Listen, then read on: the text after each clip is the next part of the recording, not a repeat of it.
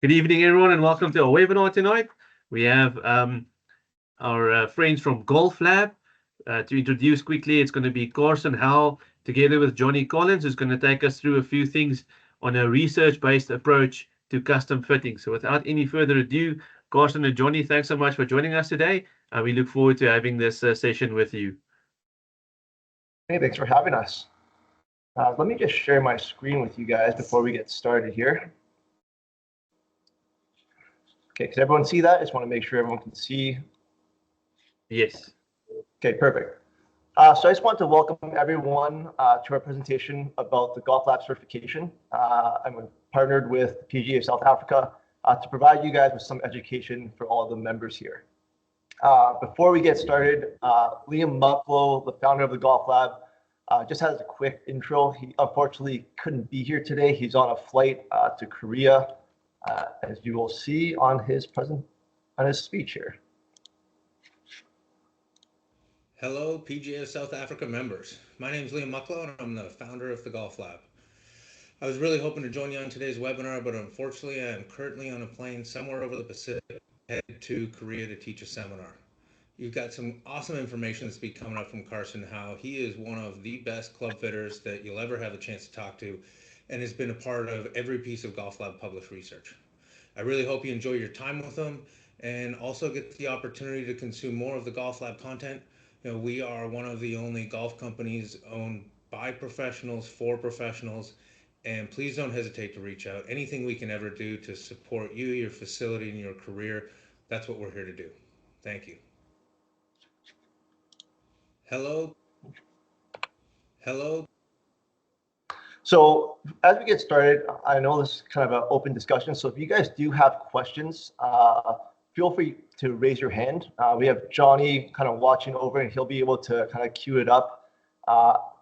Feel free to ask a question if you guys have any questions. We do have an hour to go through what we need to go through. So we'll try to answer all the questions as we go through. There's also some time at the end for Q&A, so you can hold your questions to the end as well. As we get started, first thing we're going to go over is just a quick overview of what Golf Lab Certified is. So the team here at the Golf Lab, we've developed Golf Lab education with all of our knowledge and technology from what we've been doing historically. We've used our knowledge from teaching with technology, club fitting, and we've most recently created one for club building as well. So we have now 3 modules online that you guys can go through to help you further your careers. The programs were created by tracking performance of over 3,000 golfers, and our database now includes over 1 million shots tracked.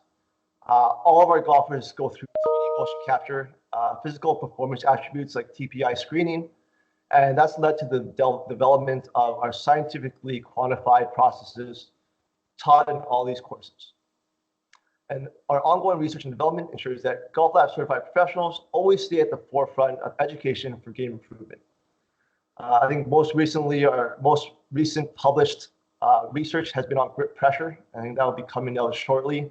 Some of you have seen some of our presentations on our grip pressure research and how we distinguish how different categories of players apply pressure to the grip differently. A little bit about myself. So my name is Carson Hau. I'm the managing partner here at the Golf Lab in Toronto, our headquarters here. I head all the research and development testing protocols when we come up with research, and I've been part of all the Golf Lab certified education. I joined the PGA of Canada in 2013, and I joined the team here at the Golf Lab in 2015 and headed the construction here of our headquarters as we built the lab here in 2016. I studied at Georgian College in business administration and golf management, and I also have a background in kinesiology. I was awarded the PGA of Canada Apprentice of the Year in 2019 and the Teacher of the Year in 2022. Also a swing callus and foresight brand ambassador, and I presented at 2 World Scientific Congresses of Golf, and I've been part of 4 of our studies that we presented at the World Scientific Congress of Golf. I've been part of all of our Golf Lab certified education live certifications, which include Spain, Italy, the UK, Taiwan, Korea, Japan, and the US of A. So today we're going to go over a bunch of our different services that we offer and why we go through it for club fitting. We will talk about it from a club fitting perspective, and just going to give you a quick overview of what you'll learn in our certifications. Beginning with our driver optimization, we have come up with something called speed set protocol. And how this all started was, I think most of you that are club fitters here, the typical club fitting process typically you baseline someone's golf club, and then we call it the guessing check, where you have an idea of what shaft will work. You test that person in the shaft. If it's better, great. Then you try another shaft, right? But the problem with that is when you change a golf shaft, there's so many variables in a golf club that we don't actually know what's making the difference for the golfer, right? The whole idea of speed set protocol is that we use single variable isolation. So we use a single skew golf club or golf shaft, and we isolate the different variables of a shaft. And what we found by isolating the different variables, we can come up with the exact recipe of what makes a golfer better, right? So we will test 4 different lengths in driver shaft and 5 different lengths in iron shaft, and see which iron shaft length actually helps create the best ball speed. And what's interesting to note is that a lot of people's physical stature, so just because someone is tall doesn't mean they always need a longer golf shaft, right? There's physical characteristics that actually influence what makes better contact or helps create better contact for that golfer. And then we'll test them in 4 different weights, right? And what we found with a different weighted golf club is when you change the weight of a golf club, that actually changes people's kinematic sequence. So initially when we did our first speed set, we tested everyone in a 3D motion capture system, and we started to measure what actually makes a difference to a golfer. And what we found when we changed length is that kinematic sequence didn't actually change. But when we started to change the weight of a golf club, we actually saw kinematic sequence change for a golfer. And I'll say for better or for worse. There's a handful of golfers, and we see a trend in that lighter weights does do better for certain golfers, and heavier weights do better with another set of golfers. And there's always that weird person that kind of fits outside the general realm of what normal is. I think one thing that was very interesting, we actually do this live for a lot of people when we do our certifications. And we were in Asia, and we had this little Asian girl who was maybe 4'11". And what's crazy is she actually generated 5 miles faster club head speed with an 85-gram driver shaft.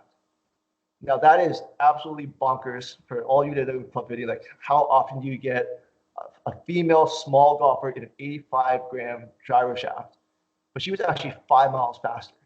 So a lot of these things, like, it's very hard for you to just know what someone needs until you test.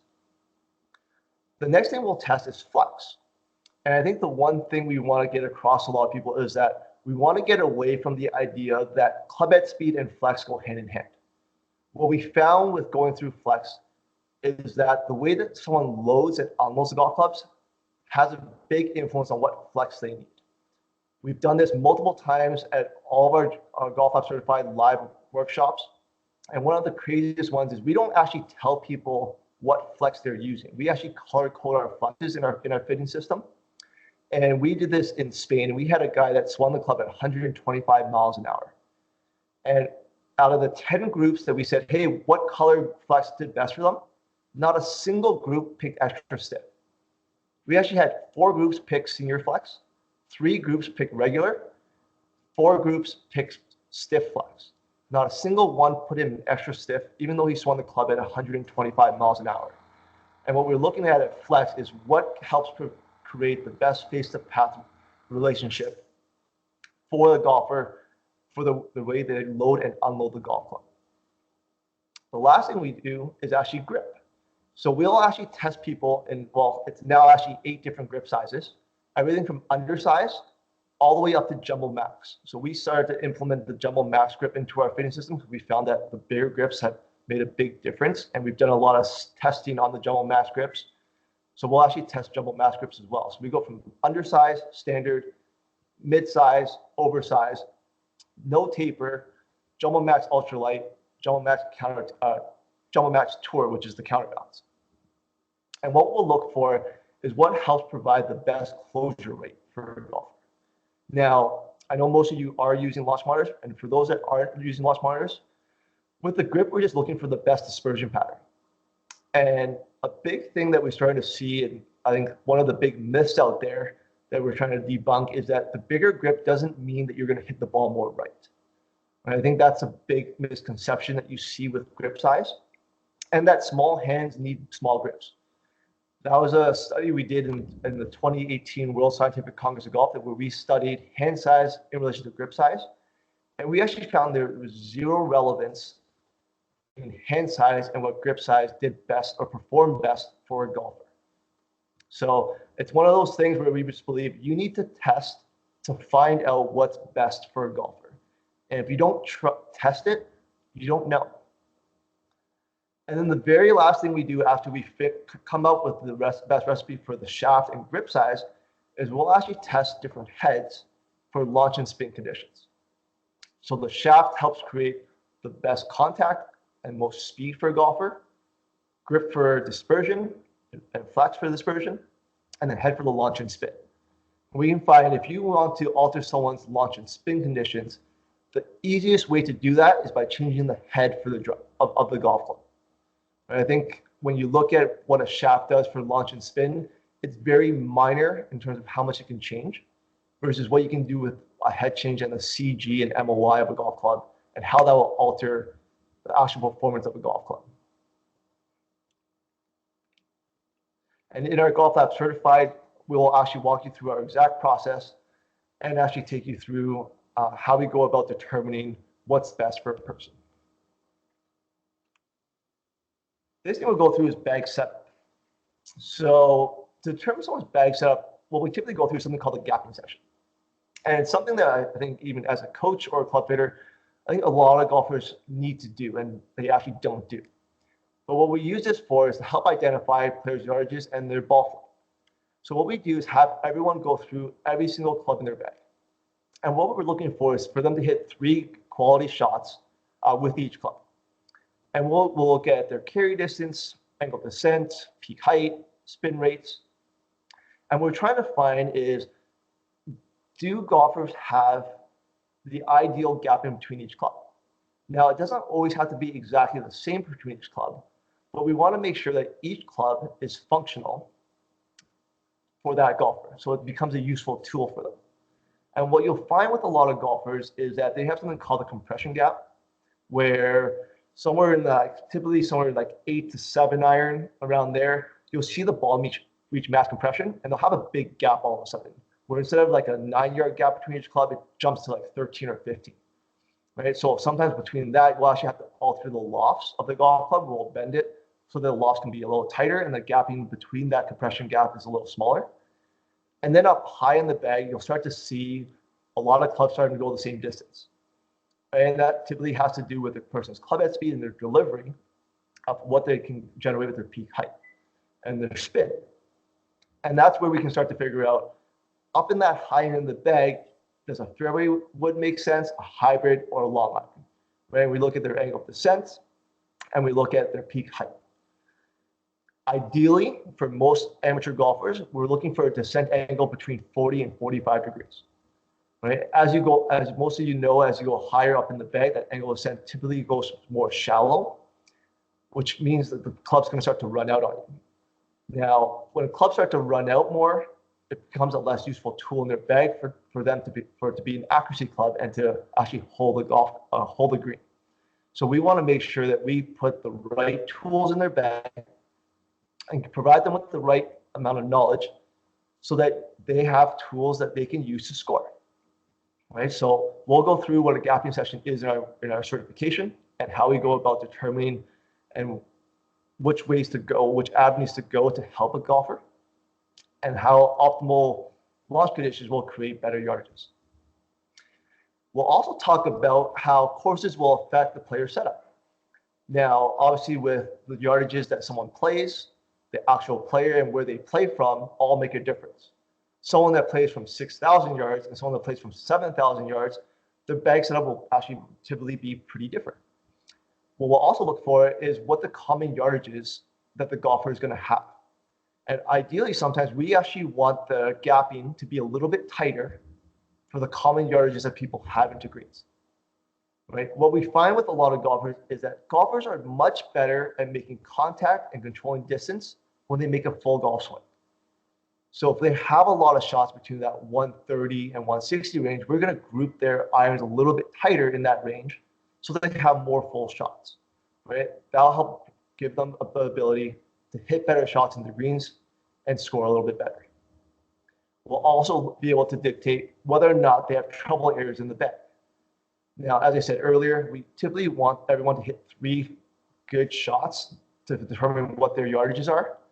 And when you start to go through a gapping session, you may find it took someone 10 shots before they got 3 quality shots with a certain club or in a certain area.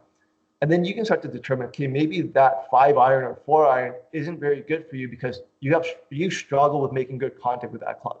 So maybe we do need to go with a more forgiving golf club and alter what club they're using in that area to help that game easier for the player.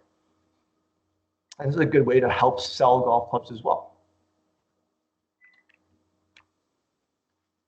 When it comes to wedges, we go through something called a wedge calibration. Now, with the wedge calibration, we're looking to teach someone 2 things. One, how to hit full, 3/4, and half shots. Because typically with the wedges, you are hitting a lot more partial shots into greens. So we want to look at how someone delivers their club for these type of shots.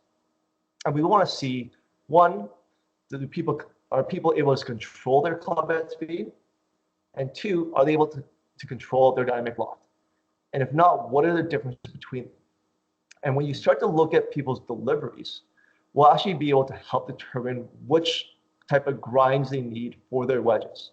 So we can help identify the grinds that are appropriate for that golfer.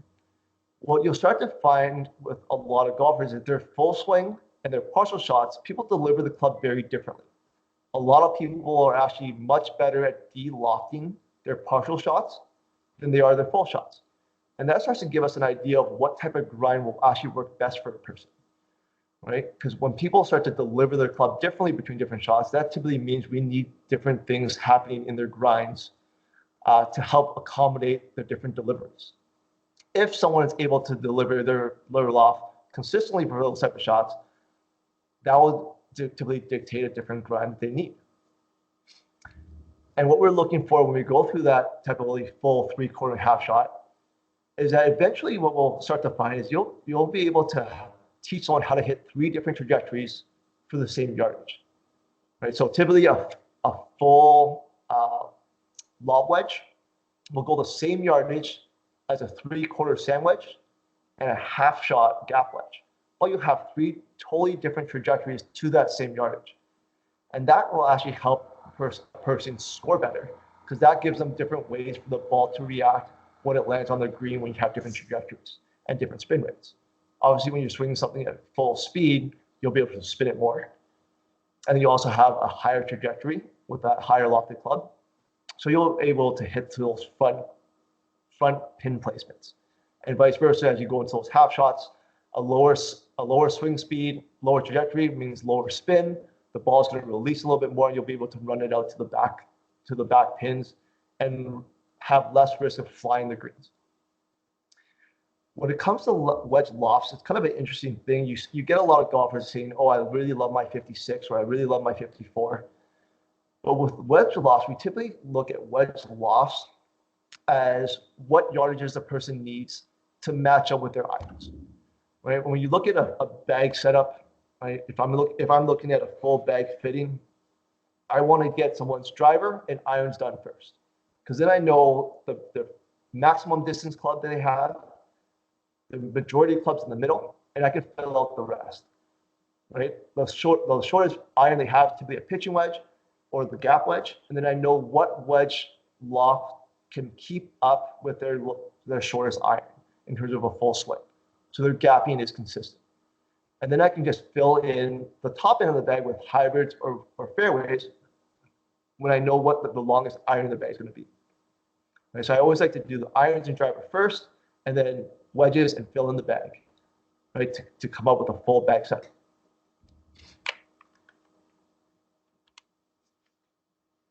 And the last thing we start to do is something called a putter optimization. So with our putter fitting, we've come up with a way to help identify the ideal setup for a golfer. Now, you don't need technology to do this test, but what we find with a lot of golfers, especially with their putters and putting, is they actually have a lot of troubles getting into an ideal setup. Right? A lot of putters just putt just from a feel standpoint. So we'll actually take them through a process on how we find the proper arm hang for them. And what we find with the proper arm hang is that it helps create a consistent arc for a golfer. Now, when you have a consistent arc for a golfer, you have a much better chance of finding the middle of your putter. And the middle of the putter helps with distance control. And it also helps us dictate what the length of their putter should be, right? When you have a different arm hang, whether you have arm bend or no arm bend, it changes where your hands are in space and changes the length of the putter needed to accommodate that golf. And then we'll look at someone's distance from the golf ball. And what we find with the distance from the golf ball is that will actually influence how they see straight, right? Whether it's monocular or binocular vision with their eyes. But the ability to see straight for a golfer is unbelievable how it will affect their aim, right? And as you start to get someone into a distance from the golf ball, when you start to figure out like where they should stand in terms of eye line from the golf ball to see straight, that just influences their lie angle. So we can get the length of the club, the lie of the club, and then we do distance control, and that's typically weight of the putter. So we will take people and have them hit 10, 20, 30-foot putts, and we'll try multiple different weights of the putter to help them figure out what weight of putter helps them control distance the best. And typically what we find generally is as you increase weight on a putter, it typically helps people with distance control because that increases the MOY of the putter. But lighter weight putter heads actually help with fine motor patterns. So it typically helps with the shorter putts to control the golf ball. So sometimes it's a mix of sometimes it's a discussion between player and coach of what do you think you struggle with the most, right? If they don't have data, if they don't track their golf games on something like Arccos or ShotScope, right? And you can ask the player in front of you, like, hey, what do you struggle with on the putting green? Is it making putts or is it with 3 putts, right? And that can help you guide you towards what weight of putter will actually help benefit the player. Now, if it's possible, like we actually use Quintech here when we do a putter fitting, but using technology to determine the best delivery in roll conditions is a big part of putter fitting. And from a putter fitting perspective, we'll look at the roll conditions for a golfer and the face rotation. Sorry, John, I see a hand up. Yeah, I think it's a great point you're making. We're talking about the previously about not needing to use technology specifically. Could you actually talk about how we actually identify proper arm hang and what conditions we use? It's very simple and I think super effective for all club fitters that are looking at putting out there. Yeah, so we've actually come up with all you actually need is 2 alignment sticks and an elastic band, funny enough. Basically, we'll tie 2 alignment sticks together at the very tip with an elastic band, and we'll actually put the sticks under the armpits, and we'll have someone start with their arm very straight and just stay. And all we're going to get them to do is rock back and forth to create an arc. And as we do that, we're going to ask them to then retract their elbows to be a little bit tighter. And again, we allow the person to adjust their setup and posture how they feel comfortable. And as they continue to roll back and forth, we actually just look at how consistent their arc is. And it's unbelievable how different someone's arc changes as they change their elbow bend, even with the sticks in between their arms. And we use something like a welt stroke mat that actually has an arc, and we just tell them, try to trace this arc and just rock back and forth, right? And when you start to go through that, you will be amazed how different someone's arc changes when they just change their arm hang and their posture. right? And we're just looking at consistency of their arc. Can they go back and forth consistently and hold that arc? It's something very simple, but very effective. When you find that person's ideal arm hang and arc, you just tell them, okay, hold still. And then you just take a measuring tape and measure their hands to the ground, and that's how you find their putter length. Right? And you'll be amazed at how many people actually go either significantly shorter or significantly longer than the putter they're actually using. Right? It's very rare, funny enough, where we find someone using their ideal putter length.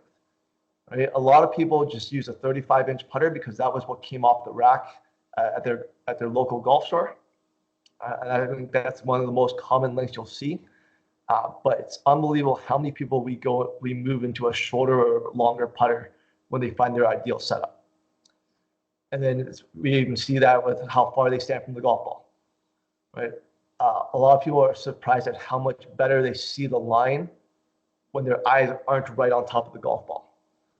Right? I don't know how many of you have seen this with people thinking the line looks significantly left when they stand with their eyes directly over the golf ball. And when you bring them a little bit inside the golf ball, kind of eyes over the heel, they actually see the line very straight. Right? So it's funny, simple something with something just seeing straight. It's just like we just take the alignment mark on the golf ball, put it directly at the hole from like 4 feet away, and just have them stand over the golf ball, hands behind their back, and say, okay, look at your eyes, look from the ball to the hole, and does that look straight to you? And it's crazy how many people say that looks left or right. Think, okay, well, all you got to do is, can you stand a little bit further from the ball or stand a little bit closer to the ball? And now tell me, does that look straight to you? And you'll be surprised at how many people say, oh yeah, that all of a sudden looks straight, right? It's something so simple as setup for a golfer will help them become such a better golfer.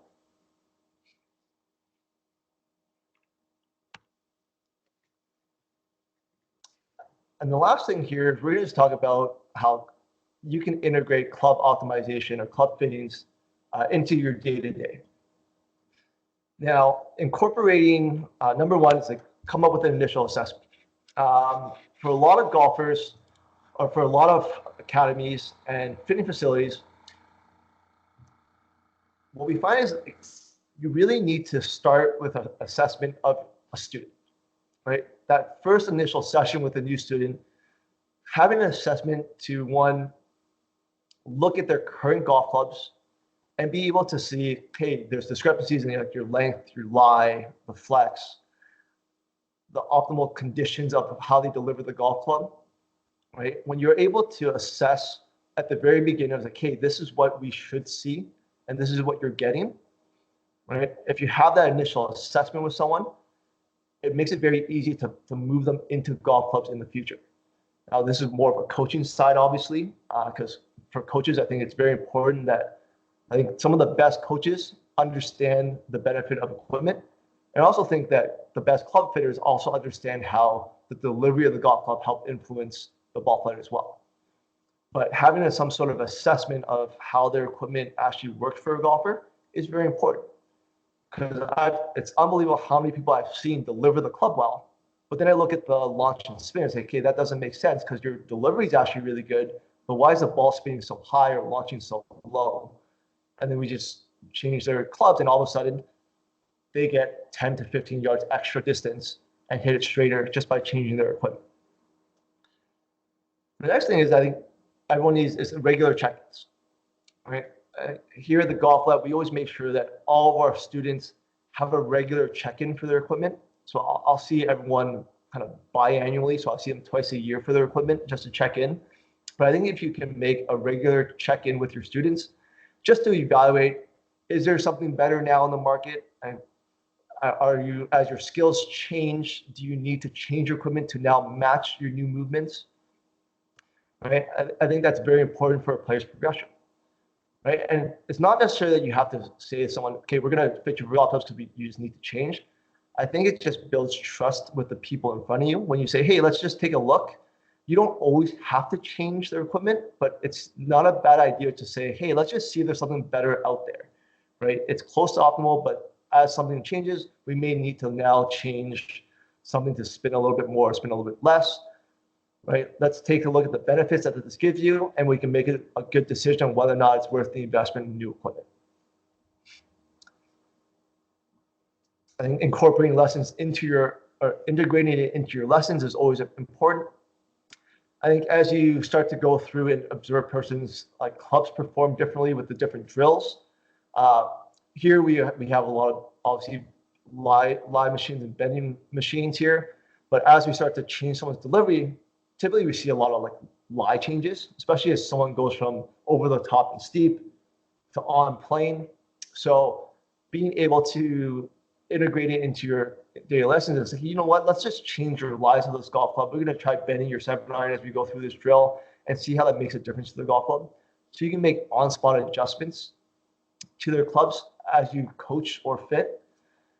And that just helps open the eyes to the person in front of you of how important adjusting their equipment is as they evolve through their golf swing. Now, obviously, technology is a huge leverage in club fitting, and being able to use club fitting technologies as launch monitors and fitting software during your sessions is very important. I mean, there's a lot of optimization tools out there. TrackMan has their optimization tool that you can use where someone hits a shot, you can hit optimize, and it'll tell you what their launch and spin should be. Right? And if you can use those types of tools, like, okay, if we can't achieve these numbers with your current equipment, let's try this golf club to see if this can create the optimal launch conditions and how that will influence your ball flight to help you perform better. And we can make more informed recommendations on how they can change your equipment to influence their decisions. Now, education and communication to your students is also very important. I mean, explaining the importance of properly optimized clubs to your students, I think, is one of the most important things you can do as a coach or club fitter, and helping them understand how their adjustments influence their game. I think here we try to send out monthly newsletters to all of our students. And in each newsletter, I just kind of talk a little bit about how certain aspects of a golf club can influence their game. And I think as your clients are more informed and educated about equipment, that may lead them to spark something in them. It's like, you know what? I think my club spins too much as well because I see that type of ballooning in my ball flight. So maybe I need to come check my clubs, and that will then bring more business to you because they see something in their ball flight that you just told them about. That'll influence them to come into you to take a look in and have your expertise to make a recommendation to them. Right? And that also helps build their trust and in your expertise and builds value to what you do in the fitting process. I think building trust and building a reputation to your students is very important. I think trust is probably one of the things you see the most important when it comes to fitters and coaches. And I think that's something that's so invaluable. John, another question? Yeah, just to your point about education, I think it's super important that the clients you have, they don't need to become experts by any means on everyone's spin rate, everyone's launch angle, but having the ability to understand what works for them is super important. I don't know how many times you'll have players come in that their education comes from the 4 guys they play with every week or the 3 guys they play with every week. And the information they're getting might not be correct. They'll come in and say, I need a lower spinning driver because I need to hit it further. When in reality, their ball is just falling out of the air. They need to increase spin or increase launch. So I think the education and not overwhelming them with the data is a super important point. Yeah, that's a good point, John. I mean, I think that's the big thing about why people need to see an expert in club fitting is that optimal for one person is not the optimal for another. Like as we know, launch and spin conditions in terms of what's optimal changes based on someone's club head speed and how they deliver the golf ball. Right? Someone that's kind of over the top and across the ball is going to launch the ball and spin it significantly more than someone that swings it into out. Right? So what's optimal for that person is going to be very different than the person that draws the ball. And vice versa, someone that swings it at 70 miles an hour, what's optimal in terms of what their driver launch and spin conditions create is going to be very different than someone that swings at 110. Right? So as you throw information out there to your clients about, hey, if you swing it this speed and you need this, and if you swing it this speed, you need this. They start to say, okay, I don't even know how fast I swing the golf club. I don't know what I need to be optimal, right? The more things that you can spark in a golfer or in a client, the more reasons that they have to come see you. Right? They're like, oh, this guy actually knows what he's talking about. He actually knows that there's differences between golfers. There isn't just one optimal, right? Optimal is a moving benchmark based on who's in front of you, right? And I always kind of say everyone needs to be treated as a one-of-one case, right? There's our general rules and say general commonalities between what we see, but there's always the outlier, right? I use myself as a perfect example. My clubs are built so bonkers weird for the average guy that swings at my speed. I'm the complete opposite of what the normal is, right? And I mean, without going through speed set and going through all the different processes, I never would have found that combination, right? And when you start to go through and isolate different variables, you actually find out what's actually good for a golfer. And it's pretty crazy some of the combinations that you get, but the results are phenomenal. I also can't stress enough about keeping a record is so important, right? Because keeping a detailed record of each student's club specifications and changes made over time just helps keep track of their progress and ensures continuity in their training, right? And then if they ever need, or if they break a golf club or need another set, we have their specs on file. It makes it very easy to make a new order for them, right? They don't always have to come in and see you for a quick session to figure out what they need again, right? I think when we have someone come back in is to recheck when things change, right? So if their swing changes, if their body changes, if there's whatever, something may happen, then we need them to come back in to redo the optimization process. But keeping a record just makes things so much easier to integrate into your club fit, right? And I would say this even for coaches. As I say, especially for coaches, because when you have records of, okay, your swing went from this speed to this speed, and you're delivering the club from out to in to out, now it's, look at how your spin has changed significantly. We definitely need new golf clubs, because you can show their historical data, what they were and how they've changed and how their clubs don't work for them anymore. For those coaches out there that don't club fit, I think collaborating with fitters or with a professional out there is very important. Right? Having a partner with a professional club fitter or fitting center, I think that one, it just gives you some credibility as well. Right? I mean, it's always nice. I always think coaches should understand some club fitting, but if that's something you don't do, I mean, it's a service that you can offer to your students, and it becomes a great partnership, and it works both ways. Right? If you're a coach that knows club fitters and you can recommend to the club fitters, ideally, the club fitters can also reciprocate that and send players that need lessons to you as a coach. Right? So even the fitters, I would say, partner with coaches, right? Because the more partners you have, I mean, golf's a small world. It's all about referrals. So the more partners you have, the better it is for your business. Johnny, question? Yeah. I just think, as you said, a big thing, if you're not able to actually offer optimizations for irons or driver as well as putters, having the foundation of understanding where a player can get to, and then providing them to a fitter is going to be super important from a technical perspective. The ability to understand that you're working with a player and you notice you can't drop spin or you can't do this, so they're struggling with something. The understanding of maybe it's a different shaft, maybe it's a different flex, and I'm going to go see this person, just also puts trust that the client in front of you, you're looking for the best for them. Yeah, I mean, I think that just, again, we talk about trust building. It just helps the client in front of you build trust in your abilities, right? Because they know you are looking for their best interest, right? Because I mean, a lot of people out there, funny, I've had students in the past come to me and say, yeah, you know what, I didn't like this guy because I felt like he was just every time he was just trying to pull money from me, right?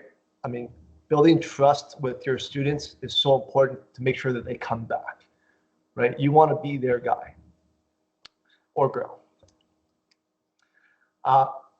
Another thing that we can also do is offer specialized optimization sessions, right? So, I mean, we kind of go back to like what we do here at the Golf Lab is we always set aside specific times for everyone to go through their optimizations. I mean, we always do it kind of end of January, early February when all the new equipment comes out for us here in Canada. But that just allows people to really come in and see, is there something on the market this year that's going to actually help influence my game, right? Again, you don't have to force someone to buy anything, but it's just there for them, for their benefit, right? Because you don't always know if the new TaylorMade driver is better than last year's, right? But the way to find out is for them to actually go through and test it. And there's no better way for them to test it than with someone that they trust, right? And then you guys can make a good informed decision together as a team of whether or not it makes sense to make a purchase to help influence their game in a better way, right? Again, all about trust building here with your clients. And the last thing, I think continuous learning to stay updated is probably the biggest thing I'll say for a lot of instructors or fitters out there.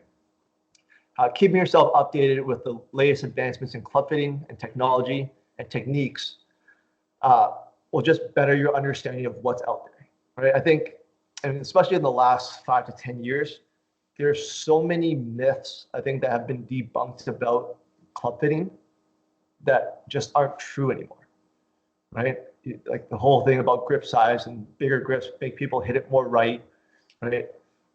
How speed and flex go hand in hand. Like we're seeing a lot of things go out the window, right? I think the craziest thing is like you see long drive guys now using M0 flexes where they're using like ladies flex or softer than ladies flex and they're long drive competitors. People are swinging at 160 miles an hour using these really whippy shafts, right? And that's why AutoFlex did so well the last couple of years is they've gone softer because I think the macho and a lot of the ego and a lot of people think they need to play something stiffer than they really need, right? So the more, I think, workshops and webinars and training sessions that you go through, it just helps enhance your fitting abilities and your skills. And I think be open to information out there, right? I think, yeah, there's always a ton of information being thrown out there, but being able just to kind of engulf yourself into that information and absorb what information is out there can just help you become a better professional, right? And then, so obviously there's, I think, 9 things on this list. There's a lot of different ways that you can integrate, but by integrating club fitting into your daily routine, I think what you'll be able to do is provide the holistic approach to coaching experience and not only provide improvements to your students' techniques, but also ensures their equipment is the best possible tools for success on the golf course. Johnny, question or comment? Yeah, just to your point about education. What we do is we actually offer 3 online certifications that can be done at your own pace. The 3 certifications focus on, first would be golf engineer, so how to use technology and how to get the most of it. This program would be good for anyone that has any existing technology they're trying to enhance to get the full scope of how to use it to its optimal potential. And the other reason would be just based on looking to add a new piece of technology. Does it fit your environment? Does it make sense for you? We also have club fitting, as we mentioned here and we talked about today. And I think one of the biggest takeaways from professional club fitting certification is the ability to how to run a gapping session.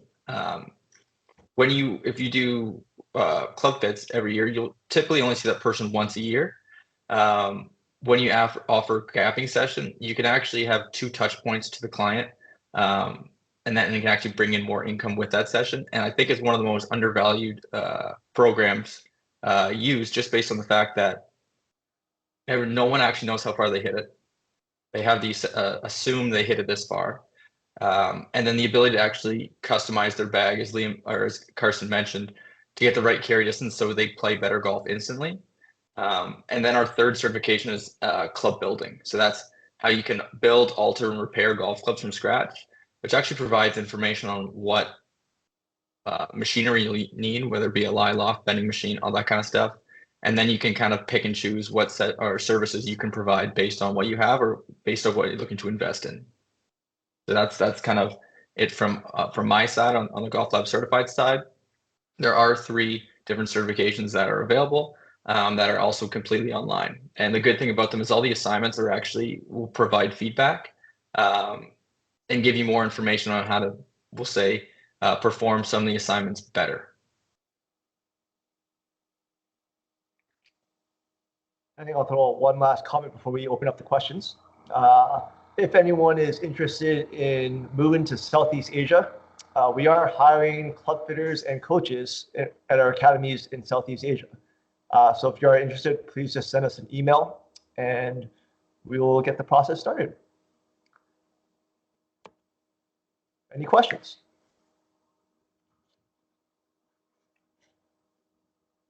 We do have a large South African contingent too, actually working in Southeast Asia as well.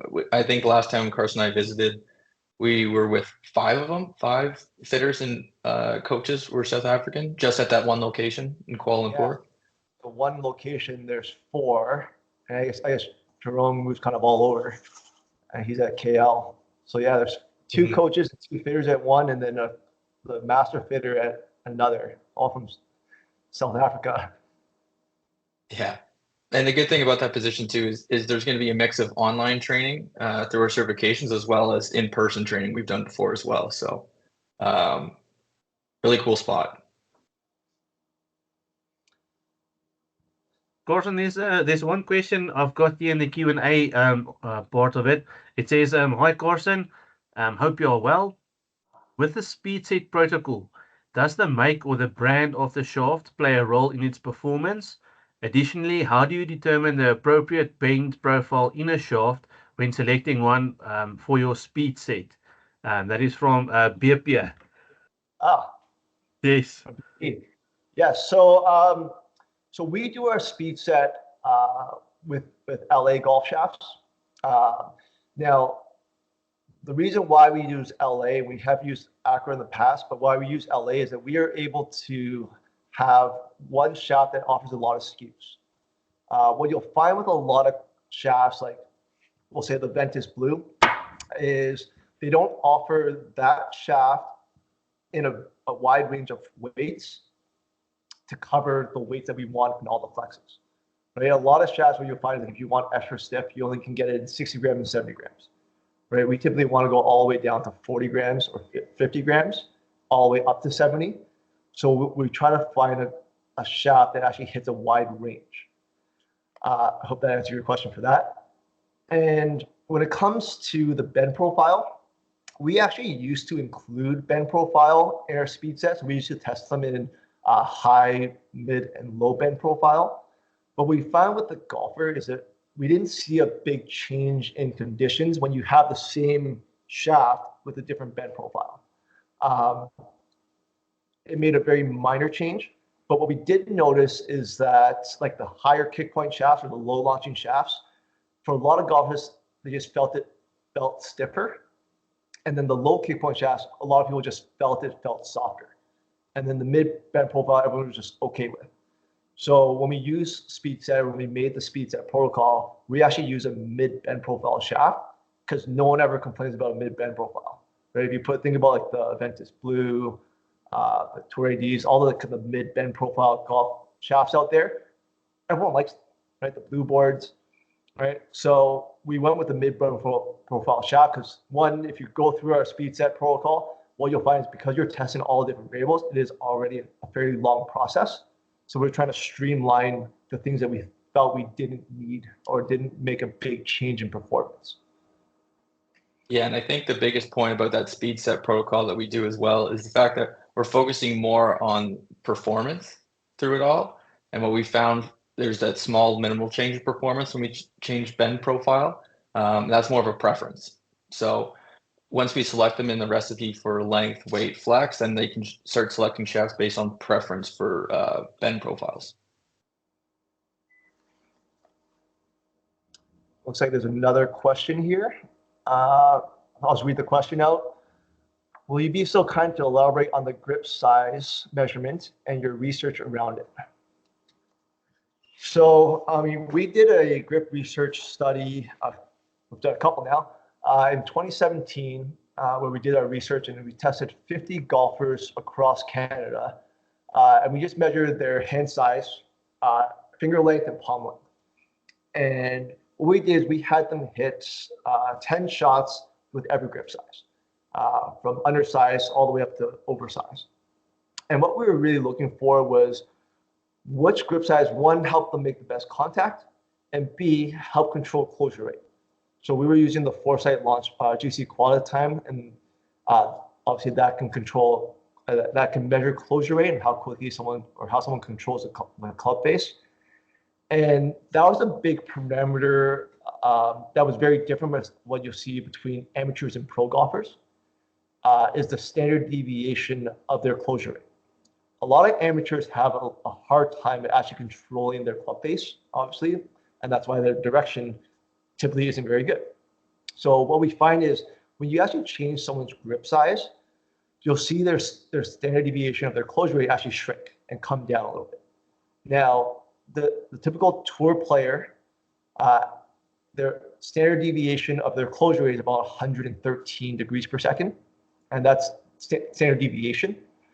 We actually don't care about the average. So what we find with good players, we've seen good players with closure rates as low as 2,000. And I think the highest we've seen with a tour player is like 4,500 for closure rate. But what you'll find with tour players is they're very consistent in what they do, right? So if there's consistency in your closure rate, then you know where the club face is going to be, right? With a lot of the amateurs, what we found in our study is that most amateurs hovered around that 650 degrees per second standard deviation. And then through their grip optimization, it dropped by about 35%, right? And then the dispersion circle shrunk significantly when they got into the right grip size. So through that research, we did determine, you know what, we can't say that small hands do best with small grips. It actually was almost the opposite, where we found like only 18% of golfers were in the right size grip. And most of them were just happen to be the people that fit into standard. Because most people, if you look at their golf clubs, have standard grips, right? Because that's what came with their golf clubs. And they never really got fit for grips. I think we're still one of the only facilities that actually fit people for a grip in a live setting. Right? So we'll actually use an air compressor to blow grips on and off in a session. We actually have shafts now with different grip sizes, but when we go into their final golf club, they're actually hitting the club with the grip that's determined that they needed because it's blown on, so they can actually get a feel for a different size grip.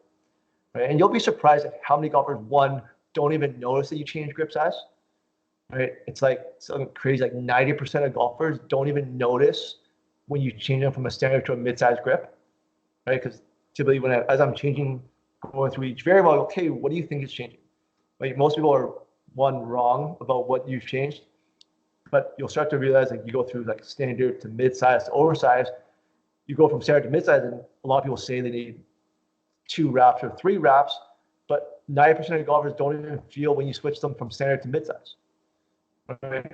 Which is kind of crazy, but it's what we see, right? So I think it's one of those things that if you don't test, you really just don't know. Right? I think there's too many misconceptions out there that like people won't like it, but I mean, performance will speak for itself, right? I think everyone will like something that performs well for them, right? People will typically get over something that doesn't feel, I'll say exactly the same, when they see the performance is significantly better. I hope that answered your question.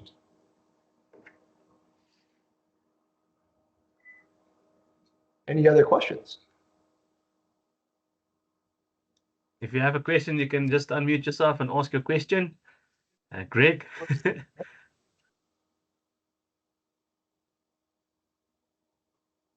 Greg, you're on mute. Oh, there you go. Oh.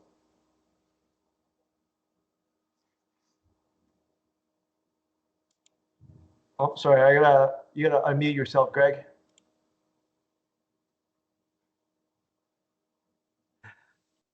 Oh, almost. There you go. Okay, got it. Just a club building question. The typical weight of a 6-iron head was always 264 grams. Modern golf clubs are usually about one club less, about 257, anything from 252 to 257 in a 6-iron. Reason for that, is that possibly because the shafts have got lighter, or what is the reason for those weight differences that have happened, and yet brands like Mura are still spot on 264 on a 6-iron head? What is the reason?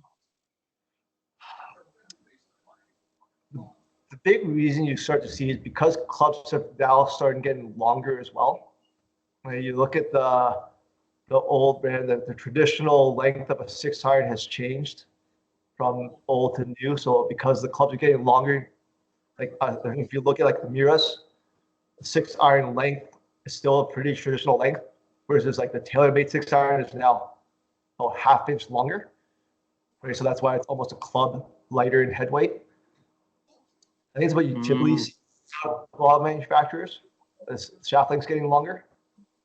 I've seen that sometimes, but it's not always the case. I just wondered whether it was just something that the industry has done to try and make the clubs feel a little lighter for the average player to swing. But performance-wise, when we're rebuilding or retrofitting clubs, it's really difficult to get the correct weight and performance from the club with such a light head, especially when you retrofitting with graphite shafts, for instance. So it was just something that I thought that you may have, the industry suddenly changed, and I haven't really heard the typical reason. Yeah, they haven't really come up with a reason for it. I mean, what you'll start to see is like a lot of the swing weights going down, right? I think the traditional swing weight for clubs, I mean, it used to be like D2, D3, and now you're seeing a lot of D1s and D0s. Yeah, I mean, correct. A big reason for that is like they're trying to help the slicer. Someone's trying to help close the face, right? I mean, I think you tend to see with a lot of manufacturers is OEMs are trying to help the average golfer. Right. So the bulk of population are typically the people that are over the top and move that ball left to right. So they're trying to come up with ways to help that person that moves it left to right or spins it too much, right? Yeah. Right. And then you get the oddity with the guys that actually are swing it into or have trouble spinning the golf ball, right? That are a higher handicap. You have trouble finding them golf clubs because you can't get a ball in the air, right? Because the industry's moved that the other way. Right. Yeah. Okay, great. And to your point about driver shafts being a lot more flexible, giving better performance, a lot lighter, stronger swingers, faster swingers using a lot more flexible shafts, I think is becoming very popular in my fitting center. I'm seeing a lot more performance from lighter, more flexible, weight differences, also not so heavy in the swing weight. So yeah, your point is very valid with regards to the flex and the weight situation for performance. So thank you very much. Thank you. No, thank you. I mean, what's interesting is you're starting to see companies go heavier and heavier in the driver heads too, right? Yeah. As a lot of them are chasing that 10K MOI, right? But a lot of them, for them to achieve it, you're seeing like 205 to 207 weighted driver heads, which is now like almost 8 to 9 grams heavier than what the norm used to be 3 years ago, right? So correct. Yeah, there's that big trade-off you start to see. I've just received some of the latest 10K heads, and they are 205 on the number, in fact. So, but not necessarily ball speed quicker, but certainly dispersion better. So, yeah, thanks very much. No problem. I mean, that's typically, it's funny when talking about the 10K heads. Things that I've seen, funny enough, with the 10K is that the better player, right, typically just moves the 10Ks a little bit slower, right, just because it's a little bit heavier head. So a lot of the better players, I haven't seen a big performance gain from them. Like dispersion's a little bit better, but they start to lose a little bit of distance. 100%.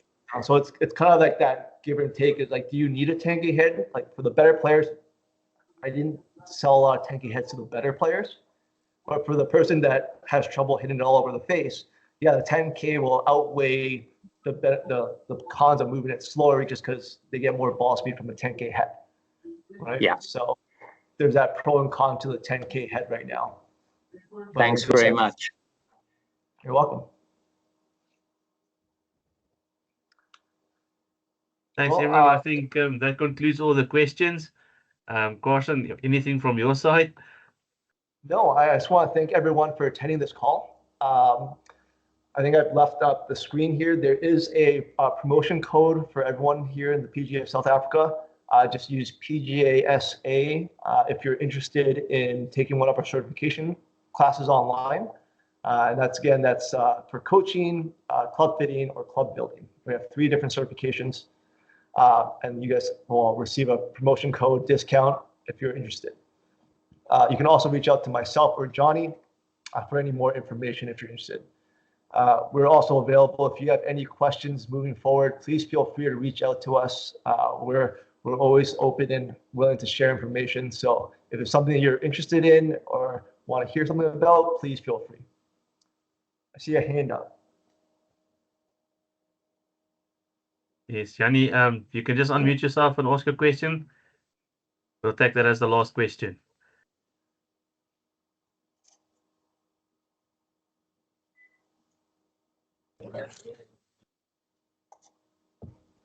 Unmute. Jonny. He was unmuted and went back to mute. Might be a little delay in his.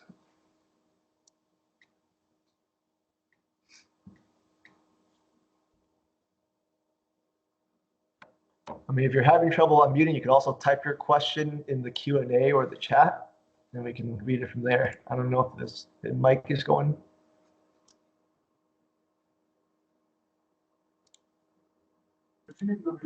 Hold down Control Shift and then hit M, and you'll unmute yourself.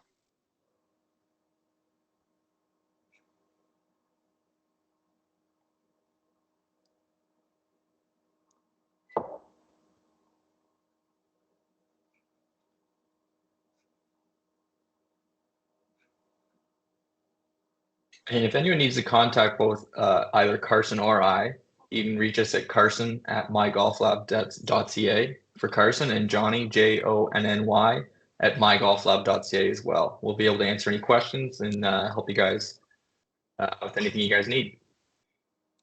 Awesome. Thanks so much, Jonny. Thanks so much, Carson. I think we'll just ask Jonny to send you guys an email just to ask the question. Thanks again from the PGA side for allowing us to get more insight into the golf lab, as also the courses that's available. We're looking forward to get some education done in terms of that. So thanks so much, James. We appreciate it. Perfect. Thank you guys for attending. It was great turnout. Thank you for having us. Awesome. Thanks so much, and thanks to all the pros also that came to watch. We appreciate it. Enjoy your evening and day over there in the States and Canada, and then we'll chat soon. Take care, everyone. Thank you. Awesome. Take care, everyone. Have a good one. Everyone. Bye.